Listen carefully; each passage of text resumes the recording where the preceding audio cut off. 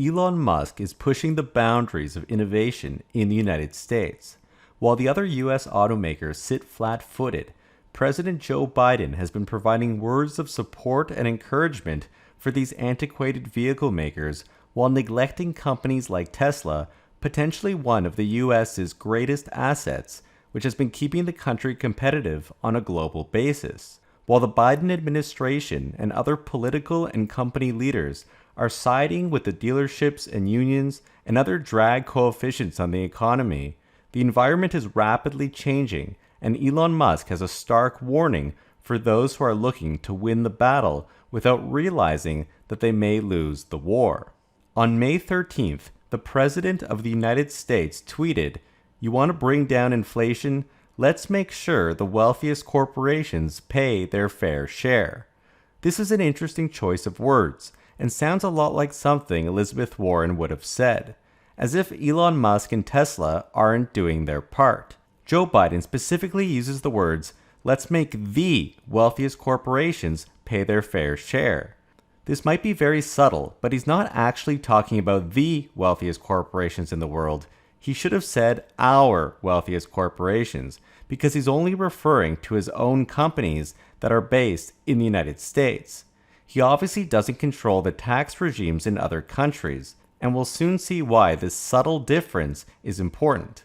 Further, taxing the so-called wealthiest U.S. corporations also has nothing to do with decreasing inflation. This tweet even caused Amazon founder Jeff Bezos to jump in and clarify the separation between inflation and tax, as Bezos even called for the Disinformation Board to review this tweet, as it seems that Biden's suggestion would actually have the exact opposite effect. Adding more corporate tax means that companies will simply try to make up those losses by raising prices on their products. We've already seen price increases across the board, and so this would just add fuel to the fire. However, the government has a habit of blaming corporations for its own faults, and Biden is doing exactly this. During the All In Summit podcast, Elon Musk states the obvious reason for inflation is that the government printed a zillion amount more money than it had. Governments can't issue checks far in excess of revenue, and he brings up an interesting point that if the government could issue massive amounts of money and deficits didn't matter, then why not make the deficit 100 times bigger? And that's because it would destroy the dollar and its purchasing power. And in 2022, we've already seen this play out exactly in food, transportation, and many other markets directly affecting the consumer. So this Joe Biden tweet is another example of once again going against American businesses and making them seem like the bad guys. Elon Musk asked his Twitter audience who they would trust less, billionaires or politicians. And with over 3 million votes, an astounding 75% of his audience trusted billionaires more than politicians. The reasoning here may be that billionaires help build products and make millions of people happy, and politicians don't do much of that at all. Yet, despite Elon Musk's best efforts to change the world for the better with Tesla and create a sustainable future, the biggest detractors continue to come from inside the US, which is essentially Tesla's home market or home team. Tesla was recently kicked out of the lesser-known ESG index, which stands for Environmental, Social, and Governance, but is supposed to be a way of evaluating companies on their social goals that go beyond simply making profits. Tesla has been and continues to be monumental in shifting the US and the world to sustainable energy products, including EVs, stationary battery storage, and solar, and replacing fossil fuel-powered combustion engines. Because of Tesla, the entire automotive sector has begun to seriously work on electric vehicles, and again, Tesla is based out of the United States and leads the world in EV sales. Yet Tesla was kicked out of the ESG index for a lack of low-carbon strategy. While this makes no sense, even more ridiculous is that the oil giant Exxon is in the top 10, and 6 oil companies made the list for their social goodness. This is an embarrassment for S&P Global, which manages the index, and it led Elon Musk to confirm that ESG is a scam, and it has been weaponized by phony social justice warriors. And this is another example of how the United States is essentially fighting against itself. Interestingly, during the All In podcast interview with Elon Musk, Chamath Palihapitiya asked Elon, how do companies handle the non-work politics that take place at a company?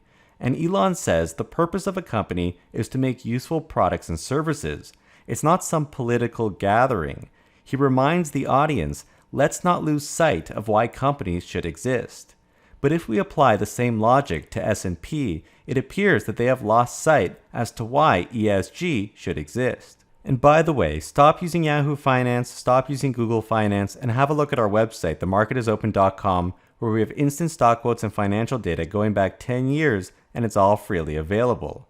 Tesla has redefined the automotive playing field, not just in the US, but for all automakers all around the world.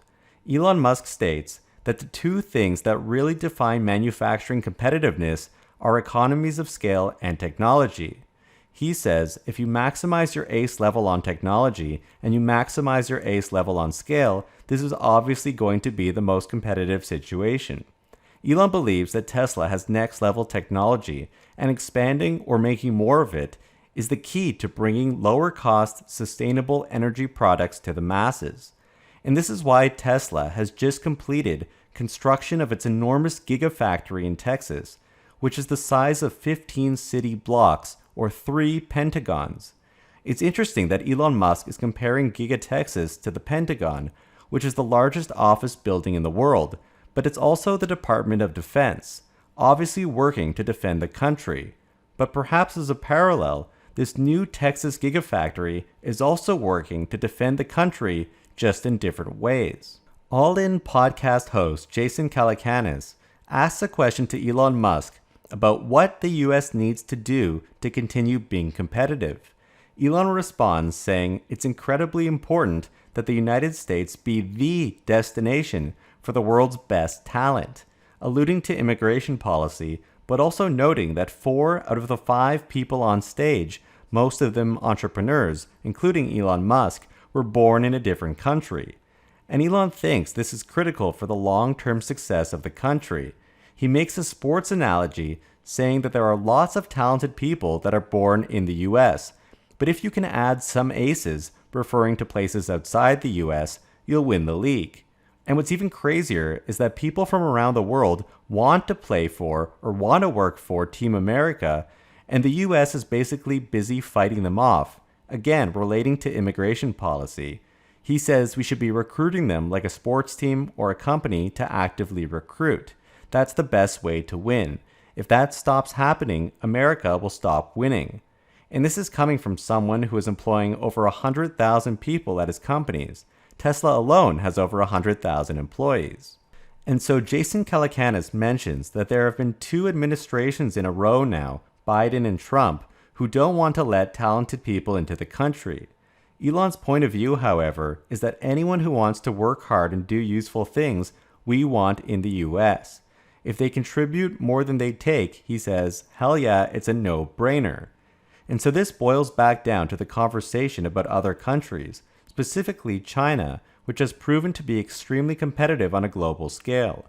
While the United States is attacking its wealthiest corporations, trying to squeeze out more taxes, break them apart, take sides, dismiss their achievements, etc., China is rapidly growing their abilities to create products and services better and faster than ever before, and is even willing to bend the rules to win.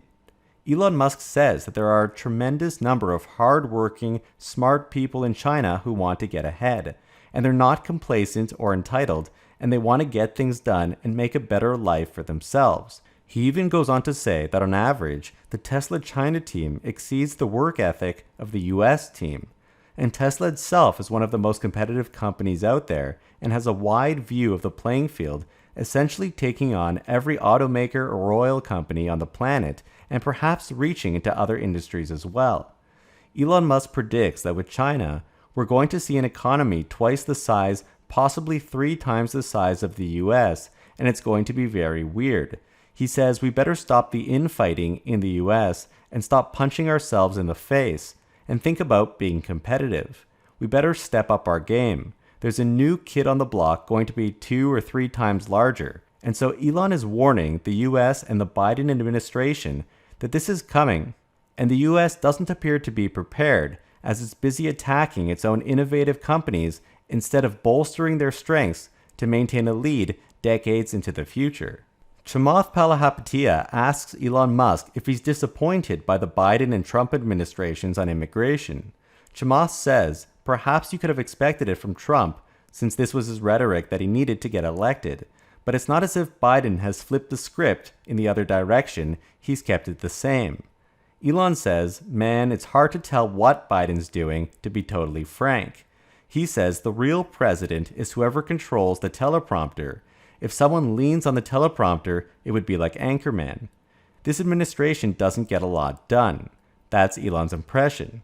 And so this should be yet another wake-up call to the Biden administration, especially since the people with the boots on the ground, such as Tesla, competing on a global scale in some of the largest industries on the planet, transportation, energy, and even software and AI, are seeing the dynamics play out before their eyes. And not only is the Biden administration not getting anything done about it, but Joe Biden and other US entities are actually doing the opposite of helping US companies win. So do you think Joe Biden is right about taxing corporations more to try and solve inflation?